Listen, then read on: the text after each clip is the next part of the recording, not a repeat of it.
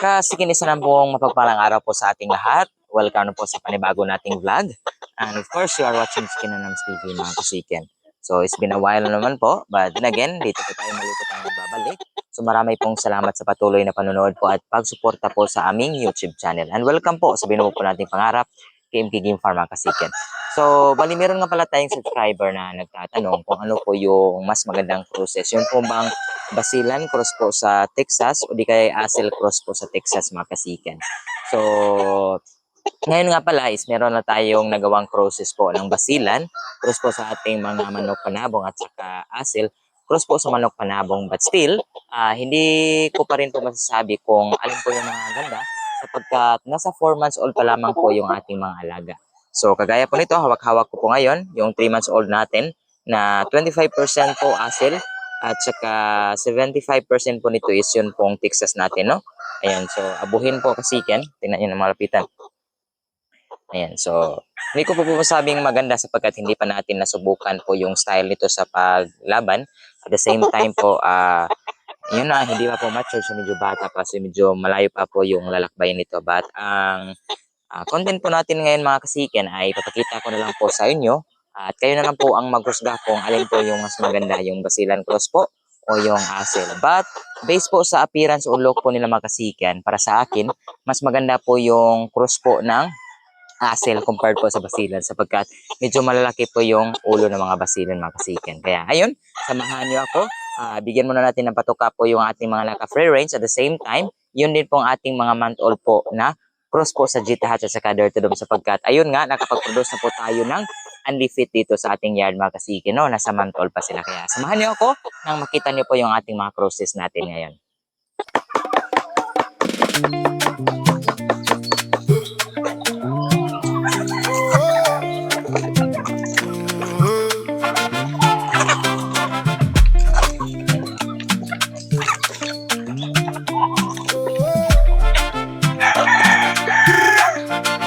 KMK Game Farm, early sun, feed the flock, one by one.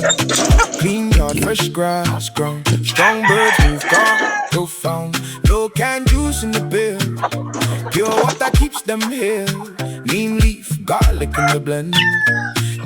Bali kasikin, ito nga po pala yung ating breed, no, na Jeep Hatch Gray over Dirty Dome at saka Jeep Gray over our KMK Blues. Ayan. So, nakashift na po sila into with feeding kasiken. Ayan po sila. So far, binayaan po tayo ng medyo marami pong snack dito, no?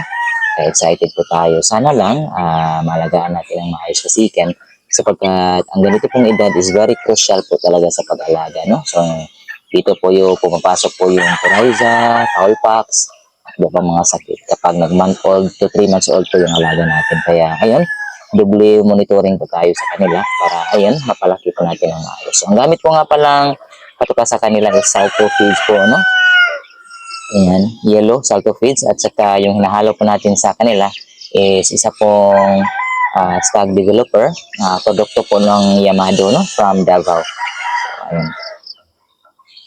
So, kasiken, dito na po tayo sa main content natin. Ito nga pala yung mga 4 months old natin na Asel crosses, no? Ayan, so bali 50% Asel po, 50% po ay yun pong ating 2 times winner po na brown red mga kasige, no? Okay, so yung pinagtataka ko lang talaga dito is meron pong nag-throwback, no? Dito sa amin tinatawag po itong sulpot. Bakit may puti? Yung inahin po na gamit natin is yung pong black natin na placker at saka brown red po yung ama. So hindi natin alam bakit may puti.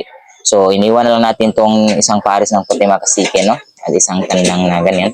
So, bali yung 4 po na piraso nito mga kapatid ay bininta na natin. So, sila lang 3 yung iniwan natin, no? Ayan. So, kung baga, selected na po sila kasiken.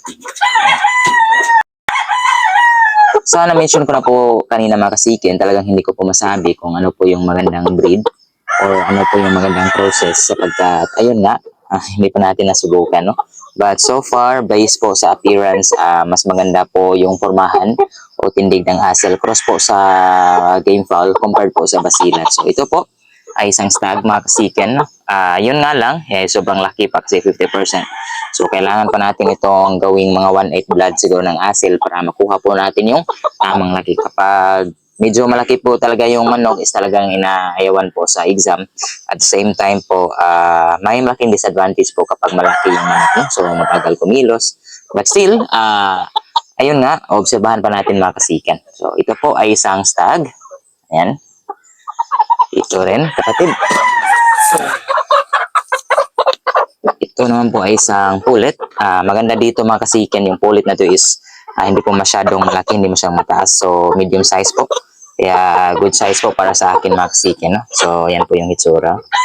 Okay. Puti. So, meron na tayong KMT white dito soon mga kasikin, no? Kaya nga, piniserve natin, no? So, pwede nating haluan din po ito ng jet hatch. Okay. And lastly, kasikin, ito po. Yan, black po. 4 months old. Okay. So, process na rin po ito, no? So, kapatid po. Okay. Ayan. So, sila lang po yung tatlo yung iniwan natin kasi nga, subukan natin, no? Kasi nga, plucker din po ito. Mostly po sa ating mga cruises sa asil is Indian asil. So, ito lang po yung plucker, no? Kaya, obserbahan natin mga kasikin kung alin po sa ating asil cross ang maganda po. Okay? Ngayon kasikan, pasukin natin yung cruises natin ng basilan. Yan, nandito po sila. So, supposedly, 4 po na piraso yung cross natin ng basilan. Yung 2 po ay bininta ko na kahapon sa auction market, no? So, sinalam po yung tinira natin. Ayan. So, medyo madilim dito kasiken sapagkat nasa loob ako ng breeding house, no? Para po ito sa ating mga breeder. But wala na po tayong mapaglagyan kaya dito ko na lang sila nilagay kasi nga bakante pa naman ito kasiken. So, kukunin ko po para makita niyo po ng malapitan.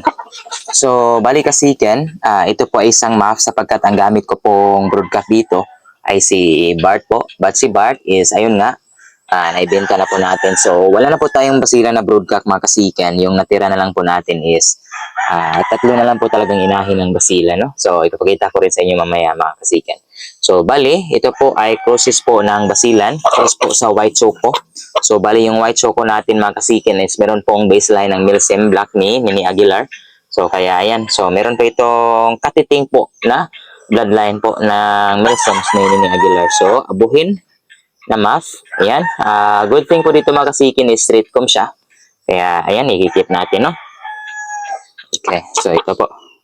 Pwede rin po natin itong i-cross sa atin pong jet hatch na inahin para, ayun nga, magkaroon po tayo ng mga lifit, no? Okay. So, medyo mahilap mga kasikin kasi nga ngayon lang po natin ito na hawakan at nahihipo. So, doon po tayo sa pulit, kapatid ito. Kasikin, ito na po yung tinira ko po sa kapatid. Ayan, so manang-mana po sa inahin. So later, ipapakita ko po yung inahin nito mga kasikin, no? Sapagkat meron din siya sa kasalukuyan, meron siyang pasisiw. So, ayun, white choco, and then dark legs po, no? Ayan. So, manang-mana po sa tatay, blue legs. Okay, so, maganda po yung mukha, no? Kaya, ayun. So, kayo na lang po talaga mag-husga kasikin kung alin po yung maganda. Yun po palang basilan cross o yun pong asil cross mga kasikin base po. But, sa tingin ko, walang maganda kasikin, no? But anyway, still experimental breeding pa naman po dito ang ginagawa natin. So, sana makapag 25% tayo and even 1/8 po na blood po, no? Asil crosses at saka basilan cross mga kasikin. So, unfortunately, dito sa YouTube, bawal po talagang mapakita ng mga bitaw. So, siguro, i-follow na lang po ako sa aking page, KMT Game Farm, kasi nga, doon po natin ipapakita po yung mga sayaw soon po ng ating mga crosses. Ayan. Okay. So, bali kasikin, ito po yung inahin po ng ating basila, no? Ayan po siya. Ayan po. Isa pong white choco. Again, Milsims Black po yung baseline nito, no? Ni Aguilar. Okay, at the same time, yun pong ama na ginamit natin dito is yun pong ating pong Devil Blues from Mount Banahaw mga kasikin, no? Kaya excited tayo. Sana po meron pong blues dito. Hopefully, meron. Tingnan ko yung mga white choco po yung kulay, no? Manang-mana sa nanay. Kaya yan.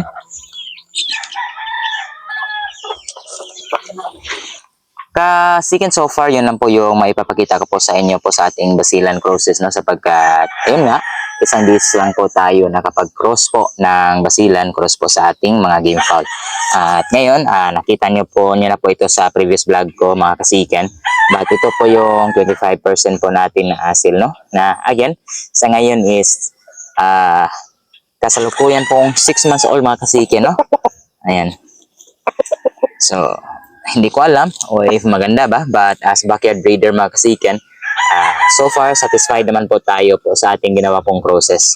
At ayun nga, soon, meron na po tayong 1/8 sapagkat namisa na po yung isa nating inahin, no? Kapatid po nito mga kasiken. Na ayun, meron na tayong 1/8 asil blood mga kasiken. Kaya subukan ko pong ipasilip sa inyo sa kahuli-huling video. So, kasiken, hanggang dito na lang po yung content natin. Marami pong salamat sa patuloy na panonood at pagsubaybay po sa aming content. At siya nga pala, medyo low po quality ng ating video ngayon sapagkat, ayun nga, balik po tayo sa cellphone sapagkat yun pong gamit nating pang vlog mga kasiken. Naibenta na po ng kapatid ko mga kasiken, no? Kasi meron siyang paggagamitan po ng pera. Kaya, ayun, kasiken, thank you so much at see you na po sa sunod na may mga upload. God bless po.